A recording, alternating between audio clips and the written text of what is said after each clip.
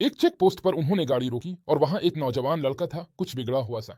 वो बेइज्जती बर्दाश्त करने का आदी नहीं था, इसलिए वो बगैर किसी हिचकिचाहट के गाड़ी से बाहर आ गया। पुलिस वाले ने इस लड़के के कंधे पर इस अंदाज में हाथ रखा जो इसे पसंद नहीं आया, कुछ सख्ती से, जैसे वो इसकी बेइज्जती कर रहा हो, जैसे वो इसे जलील कर रहा हो। तो इस नौजवान ने पुलिस वाले से क्या कहा? इसने इससे कहा, अपना हाथ नीचे करो, बड़ा मेहरबानी। पुलिस वाले ने इसे जुर्म समझा। इसने अपने साथियों को इशारा किया, इसे पकड़ो, इसे सबक सिखाओ, एक खास कोड वर्ड इस्तेमाल करते हुए जो सब जानते थे। अब ये नौजवान क्या कहता है? वो कहता है, उन्होंने मुझे थाने ले जाकर पूरी रात मारा पीटा, यहां तक कि मैं बेहोश हो गया और उन्हें मुझे होश में लाना पड़ा। जब मैं बेहोश हो जाता तो वो मुझ पर पानी फेंक कर जगाते ताकि दोबारा मार सकें, और ये सब सुबह तक चलता रहा।